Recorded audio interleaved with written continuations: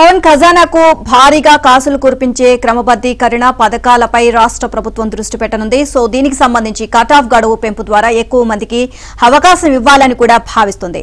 అనధికార లేఅవుట్లలోని స్థలాల క్రమబద్దీకరణ, అనుమతి లేకుండా చేపట్టిన భవనాల క్రమబద్దీకరణ పథకాలను మళ్లీ తెరపైకి తీసుకురానుంది. వీటి కింద పెండింగ్ లో ఉన్న లక్షల దరఖాస్తులను పరిష్కరించడంతో పాటు కొత్తగా దరఖాస్తుకు అవకాశం ఇచ్చే ప్రతిపాదనపై ప్రభుత్వం కసరత్తు సాగిస్తున్నట్లు తెలిసింది.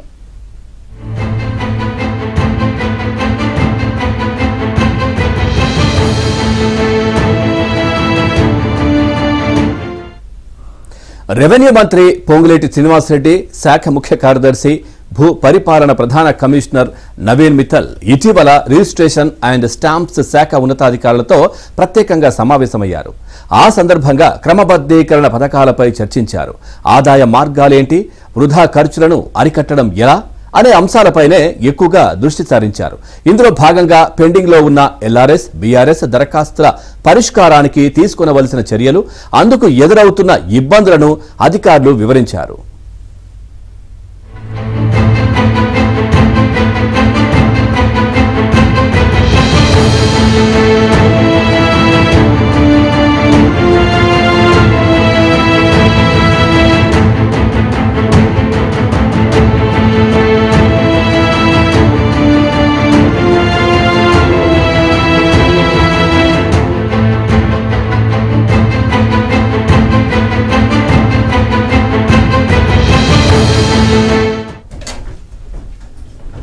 ఇదే అంశానికి సంబంధించి మరిన్ని అప్డేట్స్ మా కరెస్పాండెంట్ నరసింహరావు నాయుడు తెలుసుకుందాం. నరసింహరావు,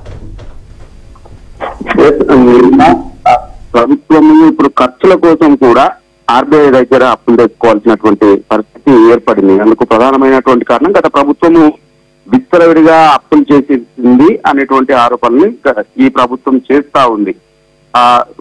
ఎక్కడి నుంచి అయితే, ఎన్ని మార్గాల నుంచి అయితే తీసుకురావాల్సి వచ్చేటువంటి అవకాశం ఉంటుందో అప్పులు, వాటన్ని మార్గాల ద్వారా తీసుకువచ్చింది. ఇప్పుడు ఖర్చులకి అసలు వచ్చేటువంటి ఆదాయానికి పొంతన లేకుండా ఉంది. సో ఇప్పుడు కనీసం ఖర్చుల కోసం కూడా డబ్బులు అనేటువంటి పరిస్థితి ఉంది అని చెప్పి పదే పదే చెప్తా ఉంది. ఈ క్రమంలో రాష్ట్ర ప్రభుత్వము ఆదాయం మీదనైతే దృష్టి సారించింది. అందులో భాగంగా ఎల్ఆర్ఎస్, బీఆర్ఎస్ లని పరిష్కరించడం పైన దృష్టి సారించినట్లే మనకు తెలుస్తా ఉంది. ఎల్ఆర్ఎస్ అంటే ల్యాండ్ రెగ్యులర్ స్కీము, అదేవిధంగా బీఆర్ఎస్ అంటే బిల్డింగ్ రెగ్యులేషన్ స్కీమ్. ఇది గత ప్రభుత్వమే తీసుకువచ్చింది. అక్రమ లేఅవుట్లలో లేదా అనుమతి లేని లేఅవుట్లలో ప్లాట్లు కొన్నటువంటి వాళ్ళకి ఫ్లాట్లను రెగ్యులర్ చేసే స్కీమ్ ఇది. అంతేకాకుండా అనుమతులు లేకుండా కట్టుకున్నటువంటి బిల్డింగ్లని రెగ్యులరేషన్ చేసేటువంటి స్కీము.